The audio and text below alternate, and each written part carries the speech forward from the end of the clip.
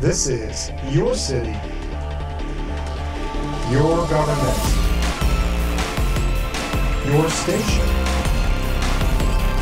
your news. This is Update News. Wilmington City Council has approved a $1.7 million grant that allows the city to hire an additional 13 firefighters. Delaware's congressional delegation was able to secure the funding through the Federal Emergency Management Agency. FEMA's grant for Staffing for Assistance for Fire and Emergency Response, or SAFER program, allows the Wilmington Fire Department to fill the positions of 8 firefighters who were laid off last year and to fill an additional 5 positions that are currently open but unfunded. The grant also reduces the fire department's salary expenses by $350,000 and another $150,000 reduction in expected overtime expenses in the upcoming fiscal year. The SAFER grant only guarantees the city can fund the firefighting positions for 2 years. Mayor James Baker's office stressed that despite the additional $1.7 million, the current cost-cutting measures will remain in place. In related news, Wilmington City Council has also approved the acceptance of a $1 million federal grant that will be applied towards the purchase of a new boat for the Wilmington Fire Department. The city will provide an additional $250,000 for the purchase of the boat, which will patrol city waterways as well as assisting with emergencies along rivers in the region. Wilmington Police are working with a new contract. The 1-year deal approved by City Council is effective for the current fiscal year, which ends June 30th. Officers have been without a contract since July of 2010. The new agreement includes moving officers from 5 platoons to 4 and instituting 12-hour shifts, which adds approximately 7 officers patrolling the city at any time of the day. The new shifts will be reviewed in 18 months to gauge their effectiveness. Police officers will also be given a 2.5% salary increase for the past fiscal year, but will not receive a raise in the upcoming budget. The agreement also calls for compensating officers for 12.5 holidays as part of their base salary. The Fraternal Order of Police also becomes the first of the city's labor unions to join with Wilmington's non-labor employees in making increased personal contributions for dental and health coverage. The agreement is expected to cost the city $551,000 for the current fiscal year and an additional $143,000 in next year's budget. 2 new clothing businesses have opened in the downtown area. The mayor, city council members, and family and neighbors were all on hand to welcome Danny Ace Valentine as the newest business owner on Market Street. The new shop will carry premium boutique and work apparel for both men and women. I saw this vision about 2 years ago when I was on 29th and Market Street, and I was in an urban community. It wasn't a very, very good experience for me, but I had a chance to learn the culture. And I saw this vision of downtown Wilmington as being something new, bringing music, culture, fashion. You know, I worked on Madison Avenue with Feli for a few years, and I was like, I think I could do this in downtown Wilmington. I think this is believable, you know. But I just want to thank everybody for the opportunity, and I'm just thankful that all y'all came together to see me make it. A ribbon cutting was also held at No So Boutique, located at 222 West 9th Street. Owned and operated by New York City's Fashion Institute of Technology graduate Ann Hamilton, No So Boutique will specialize in contemporary urban fashions for women, including clothing, shoes, handbags, and jewelry. It's great to come to Wilmington. It's such a great little city, and it has so much potential. And I lived in different areas in New York City, and I've saw over time how neighborhoods just started to develop. And it was exciting. It was all diverse backgrounds and people and culture, and that's kind of what fashion is. Fashion to me is all about styling, making people feel good. I know everything. I know about fabrics. I know about trims, everything that a garment is about as far as fit, quality, and durability. And most of the garments that I have in here are of that. So I really believe that I can offer the community fashion, but I can offer a great product at a great affordable price point. And women look great, and that's my passion, fashion. Really, really fashionable, and like what you would see in New York or Washington, D.C. or Philadelphia. So that's what I think is important, and with the changes that are going on slowly in our city, I think eventually we're going to see a brand new city in a matter of time. Wilmington is now home to the nation's largest private university. The University of Phoenix recently opened its doors at its newest location on the Christina waterfront. I congratulate Phoenix for being here. We hope that Wilmington will grow into a major educational city where we have a diverse university system, a diverse education kind of a system where no matter what area you want to go into, there's a place in Wilmington for you. I have to admit, when my staff told me that I was going to be cutting the ribbon for an online university, I thought it was a trick, and I thought they were just trying to see if I was paying attention. But then, as I walked in here and saw what's been put together, it's just terrific. This is going to be. We're thrilled to have the university here. We have, as you know, those of you who are from Delaware, 6 universities in Delaware. Currently, we're pleased to add another physical facility. Education is just a huge priority for us here. We think it's important for people, for their own good, and for our state's economy. It's absolutely critical. The University of Phoenix has over 200 locations in the United States and offers both undergraduate and graduate level courses. Classes are available online and at the Wilmington location. The Delaware campus is located on Justison Street, former home of the Shipyard Shops. Organizers of the Wilmington Grand Prix cycling event are looking for volunteers. The 3-day series of races will once again bring some of the world's best riders to one of USA Cycling's premier events, and it all takes place on the streets of Wilmington. From May 20th to the 22nd, the city will host a time trial on Monkey Hill, racing at a street festival, a road race, and a family ride. Last year, more than 15,000 people attended the event, and for the first time, the Wilmington Grand Prix has been expanded to 3 days. Volunteers are needed to ensure the success of the event. Anyone interested in assisting can call 302-588-5983 or send an email to volunteer@wilmingtongrandprix.com. The route of the Wilmington Grand Prix will pass right in front of a city landmark that, for the first time in decades, is open to the public. The old Queen Theater at 5th and Market Streets has been completely refurbished and finally reopened on April 1st as World Cafe Live at the Queen. Here's a look at the huge steps taken to bring her back to life. It was April of 1959. The movie was The House on Haunted Hill, a Vincent Price thriller. No one in the audience that day could possibly know that they were seeing the last moments of a dying queen. The echoes of this final audience would bounce around an empty shell for more than 50 years.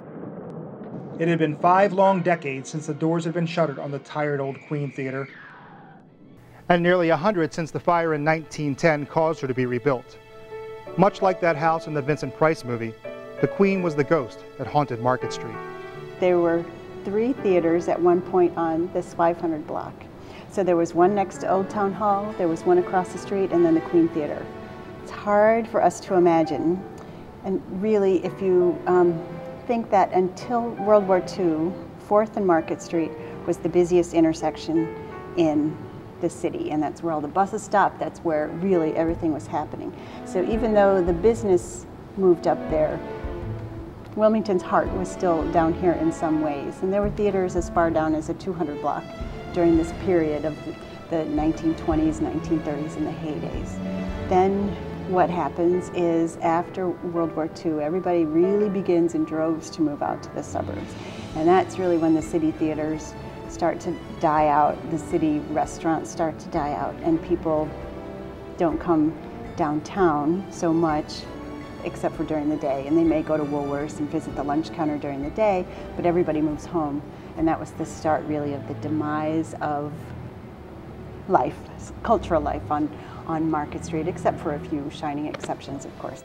Sometimes, and it may take a lifetime, things change. They always do. The hulking, decaying building that had been forgotten so long ago is alive again, and her revival carries with her the hopes and dreams of developers and politicians and residents. This majestic queen can once again breathe life into the heart of a city. When brothers Rob and Chris Buccini bought the building in 2007, they had a vision of what Wilmington could be, but it seemed a long way off. They had done this before, crafting the new Christina waterfront out of abandoned factories and a desolate riverway. But this would be different. The heart of downtown already existed, but the beat had slowed. There were already a few gems here, most notably the Grand Opera House, but it was hard to imagine Market Street humming along with activity every day and every night. As workers piled into their cars and headed for the suburbs, they took the lifeblood of downtown with them. Wilmington needed a way to hold on to the vibrancy that overtook the city each morning. The Buccini brothers figured out a way. They would invest in the city, buying up properties that were blighted or underused, and they would bring back the heart. What they needed was the Queen. What they found was How Real. In 2004, Real opened World Cafe Live in an industrial area of Philadelphia. It was a gamble that paid off, and he was looking to expand. Among all of his options, Wilmington was the clear choice. But why? First of all, its proximity to all of our fans and the XPN fans in the greater Philadelphia market was very attractive. So it's not a brand new idea to a lot of folks around here. It's an idea they already knew about, and we're excited to have it be much more accessible. So for everybody who lives in the western suburbs of Philly or in Philly itself, all the way into Chester County and obviously northern Delaware, Maryland, and a lot of New Jersey, this is a great accessible place. Secondly, we want to provide more options to our fans. So this way, on any given night, there's not just 2 shows in Philly, there's 4 shows between Philly and Wilmington and lots of choices. I think that Wilmington has tremendous impact and lots to be proud about, and should feel that way for the future. But this isn't just about the future, it's happening right now. You can't just have businesses in Wilmington where people come into town at 9 and leave at 5, where people live in Philadelphia and commute to Wilmington. Wilmington needs to be Wilmington. It needs to have its own nightlife and its own daytime. The threads are all there to weave the same kind of fabric we've woven in Philly. We're already doing great collaborative things with wonderful partners here, for-profit and non-profit. It has taken a lot of hands to bring her back to life. Public and private supporters partner with Real Entertainment Group, the Buccini Polling Group, the City of Wilmington, and the Light of the Queen Foundation to raise more than $25 million. Enough money to jumpstart the hopes of a city that has taken its share of lumps in the past. As you start to form these partnerships and do cool things together, it just sort of has a ripple effect that should ripple out through the community and make it a much more vibrant place again. At one point, I was doing some research on Market Street, and a person who was a very young girl said, well, you would go downtown because you wanted to see, but you also wanted to be seen. And we've lost that. And so with the dynamics of the Grand Opera House and the World Cafe, that's a kernel, isn't it, for people maybe to come down here and to see people, and maybe to be seen if you're a young person, because you're out there looking for a little bit of life. Ground was broken for the new Queen in October of 2009. Since then, workers rebuilt what they could and restored the rest. What it has become is a melding of the past with a functional and elegant present. The theater's original balcony is still there, albeit with new seating and a place to dine or party. It's part of Downstairs Live, a hall that can accommodate 400 seated or 800 standing audience members. The stage has retained the weathered look of a beauty that has seen better days, but she can still dazzle you whenever she wants to. Equipped with the latest audio-visual technology, World Cafe Live at the Queen will be able to broadcast events to the world through a partnership with WXPN Radio in Philadelphia, which syndicates the World Cafe music program to over 170 public radio stations. Just a few steps from the front of the building, which retains the facade from the Queen's earlier incarnation as a movie theater, is the entrance to Upstairs Live. This intimate 150-seat room is home to a bar, a restaurant, and most importantly, a stage.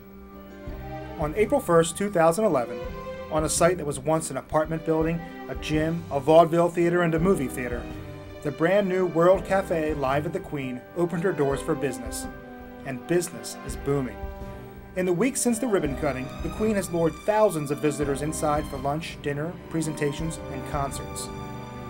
For everyone involved, the hope is that this wave of interest carries over and transforms Market Street back into what it once was, the region's hub for culture, arts, and entertainment. Reporting for Update News, this is Paul Kennard. The City of Wilmington held its annual Earth Day celebration in Rodney Square. Nearly 30 exhibitors were on hand to offer advice on making homes, gardens, and yards more environmentally friendly. The city handed out copies of the new workbook for households, which helps residents determine the greenness of their homes and helps teach new ways towards living a more environmentally sustainable lifestyle.